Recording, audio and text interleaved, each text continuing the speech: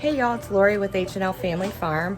So tonight for dinner, I'm making baked Parmesan crusted pork chops.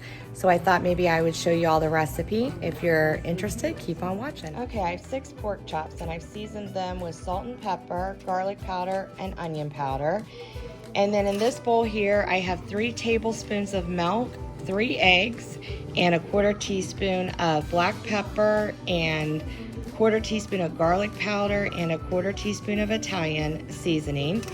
And then on this plate here, I have 1 cup of breadcrumbs, and I have 2/3 cups of Parmesan cheese. I added a little more though because I like it, you know, with lots of cheese. Okay, so you're gonna mix up your eggs, and then what you're gonna do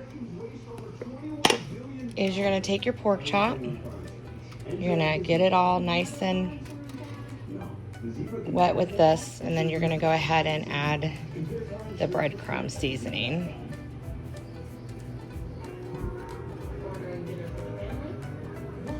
And place it on your pan. You're gonna do this with all of your pork chops.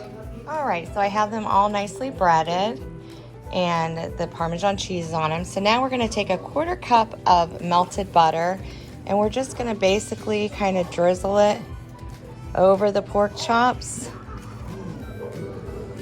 Doesn't have to be perfect. All right, now at this point, I have already preheated my oven to 350 degrees, so we're gonna go ahead and pop these in, and they're gonna bake for 30 minutes. Okay, so let's make the perfect white rice. Okay, so in here, I'm gonna have a total of 4 cups of water, because for my family, I need 2 cups of rice. If you were gonna do 1 cup of rice, then you would do 2 cups of water. But I'm doing 4 cups of water with 2 cups of rice. Okay, so I went ahead and set this on high.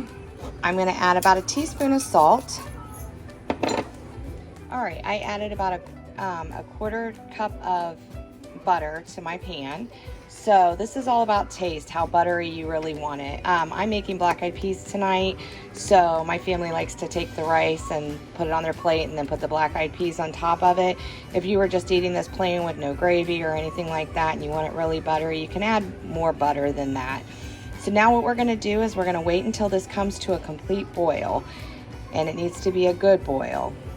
And then we're gonna add our rice. All right, so now it's coming to a perfect kind of boil that I want. All right, so I have my 2 cups of rice, so I'm gonna go ahead and pour it in here.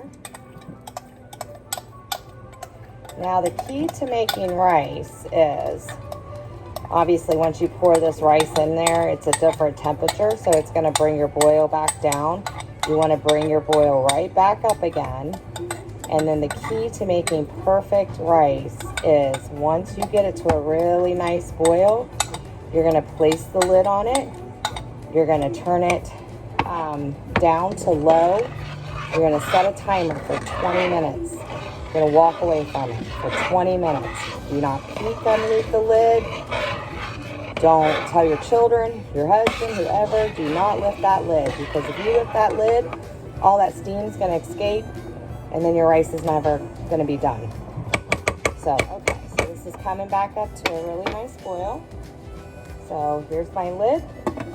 I'm gonna pop it on, and I'm gonna turn my stove on low and set my timer for 20 minutes. That's it.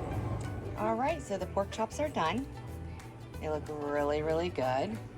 And now I'm gonna take my lid off of my rice. And look how beautiful that rice is. It's perfect, it's fluffy, it's exactly what I want. My family has now decided they don't want black-eyed peas, they want regular peas. So, and like I said earlier, you know, if you wanted to make them real buttery, you could.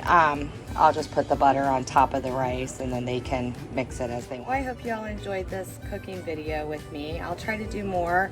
Also, I'll be doing more canning videos. We're going into our 2nd season of planting, so I'll have plenty more to be canning.